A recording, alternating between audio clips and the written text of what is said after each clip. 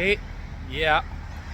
I'm in the garden of St. George's Anglican Church. You can see it right there in the background, St. George's. And St. George's at the Four Church Corners, which, yeah, you can see Division Street United and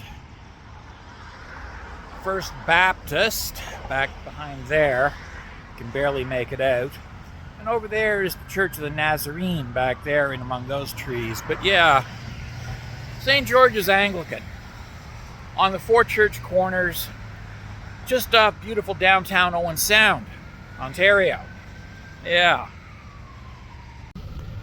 And at the Four Church Corners, it's pretty hard to convince me that I'm actually afraid to be in the sight of a church because, well, I got 4 of them here and I just don't seem to be intimidated by any of them. Funny how that works.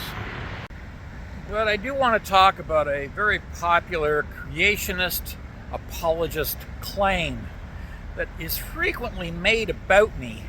Not the one that I'm afraid to be within sight of a church, and if I see a church, I fall on my knees and start crying and begging and whining incessantly.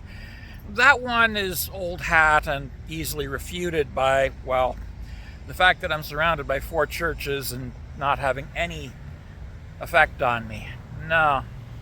I want to talk about the claim that the reason I'm an atheist is because I want to sin. Yeah, that claim.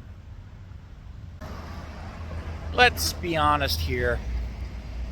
I don't know how to sin, and I have no interest in learning. I don't want to sin. I just want to live my life the way that I've always lived my life, as a decent human being. And the reason that I'm an atheist isn't because I don't want to be a decent human being, which I do want to be a decent human being. That's part of wanting to stay who I am. No, the reason I'm an atheist is because I'm just not convinced of the existence of the gods. I just don't believe that the gods exist. And the reason for this is that I have not been provided with any compelling evidence for the claim that the gods exist, or that a god exists. I've never had any compelling evidence.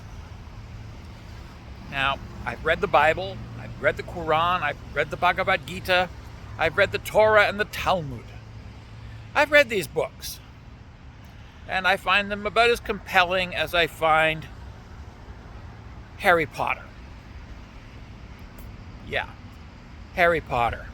And actually, I find them less compelling because the Harry Potter books are actually better written than most of these religious tomes, except the Bhagavad Gita, which is actually fairly decently written. But otherwise, yeah, no.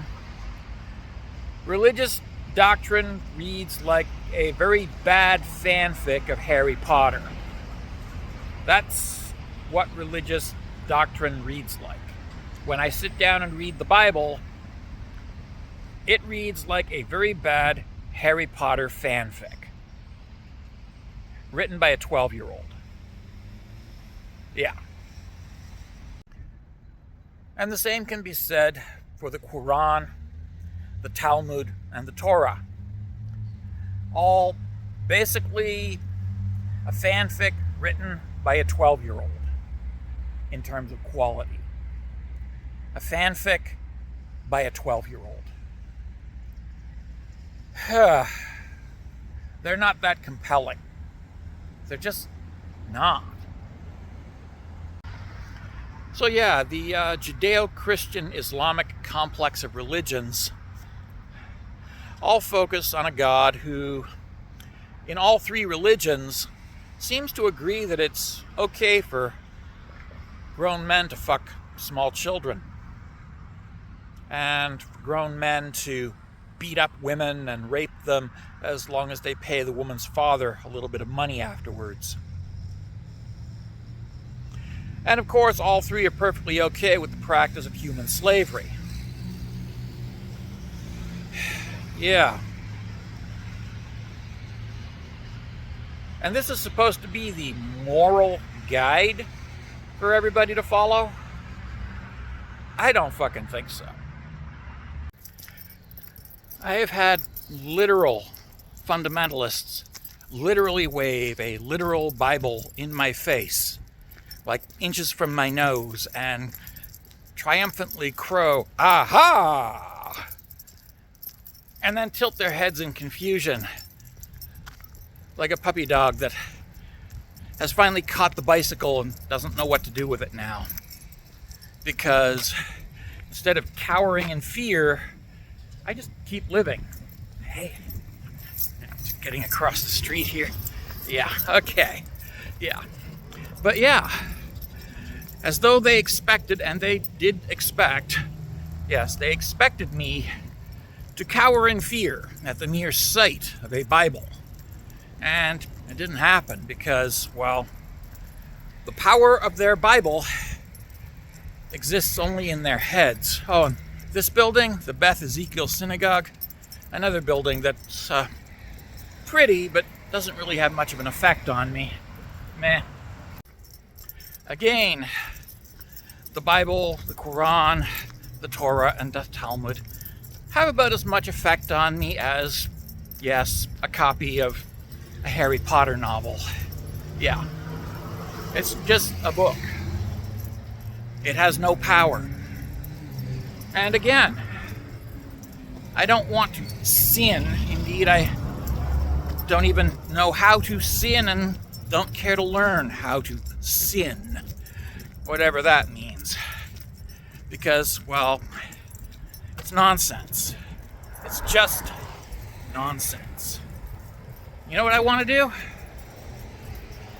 I want to get up in the morning, go to work at my job, come home, put my feet up, read a book, drink my tea in the evening on my balcony, and take my girlfriend out to dinner on Saturday night. That's what I want to do. Yeah. Which part of that is sin?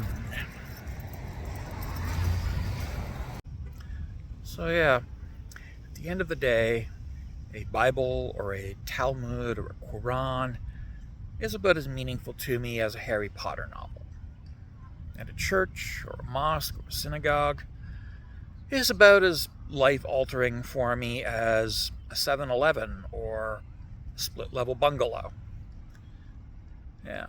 And I still have no desire to sin and no idea how to sin. So, ultimately, yeah, your argument is left with zero credibility. Funny how that works.